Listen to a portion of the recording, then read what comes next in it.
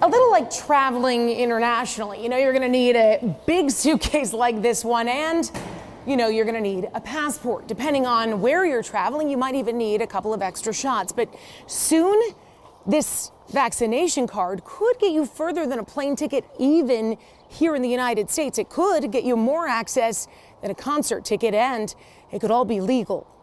To vaccinate or not to vaccinate? That isn't the only question.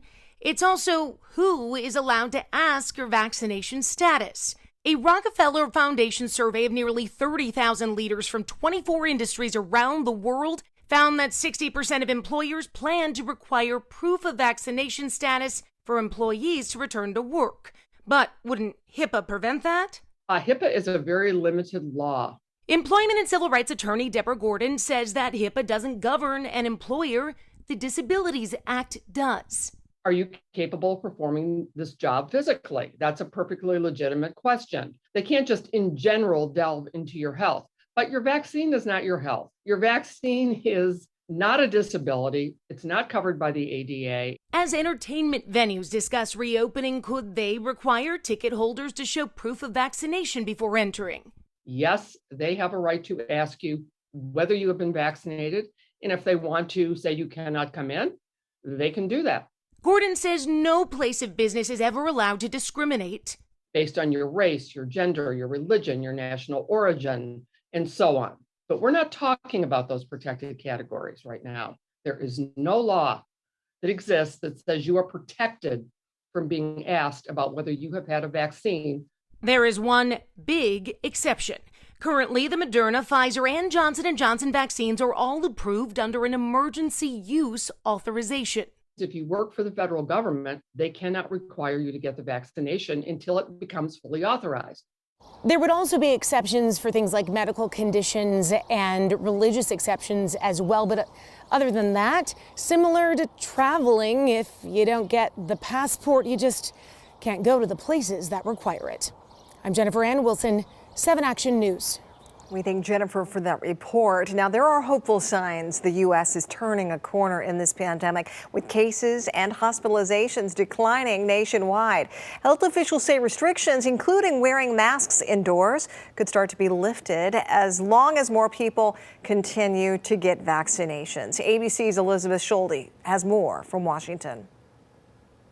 With new coronavirus infections at a 7-month low, positive momentum in the nation's fight against the pandemic.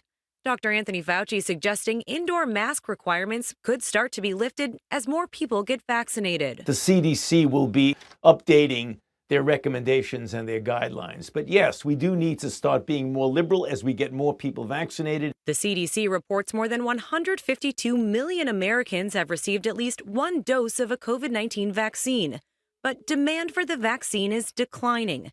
The U.S. giving just below 2 million shots a day, down nearly 40% in the last month. I didn't really know much about it, so I thought maybe wait a little bit and see how that goes. As soon as today, the FDA is expected to authorize 12 to 15-year-olds for Pfizer's vaccine under emergency use. That will provide a whole lot more opportunity for freedom for those kids. And we want to be able to open up the high schools and the middle schools in the September timeline. Not soon enough for 15-year-old Dakota Morgan, a healthy teen who loved basketball and died just 2 days after she was diagnosed with COVID.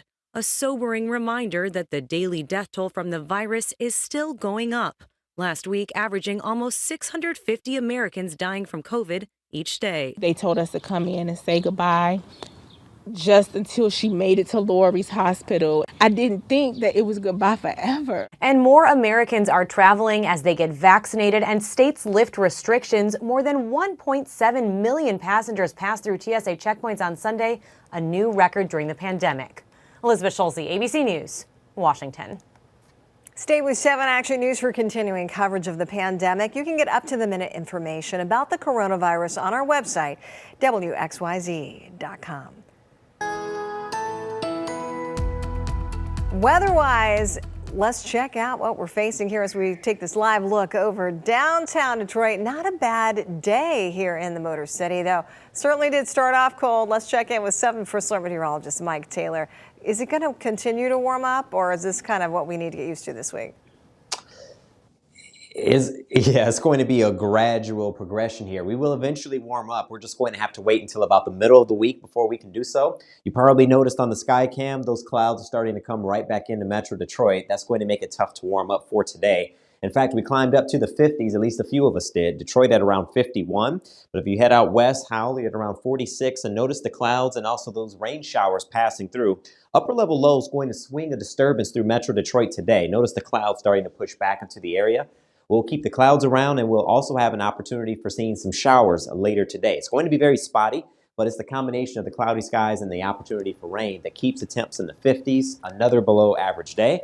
Coming up, we'll talk about the chilly start to the week, but there is more of a warm-up, a more may feel like warm-up. I'll let you know when that gets here and how warm it will be coming up. Oh, we can't wait to hear that. All right, thank you so much, Mike. Make sure you download the free 7 app. You can track the stormy weather with a powerful 7 First Alert radar that you can control, and check out the latest 7-day forecast. Very helpful. A former Michigan Assistant Attorney General is now facing a judge today. Brian Kaloje resigned in 2019 after admitting to a relationship with a victim in a sexual assault case. He's now facing 2 felonies. Attorney General Dana Nessel revealed at the time that Kaloje had admitted to a relationship with a victim in a sexual assault case from Isabella County.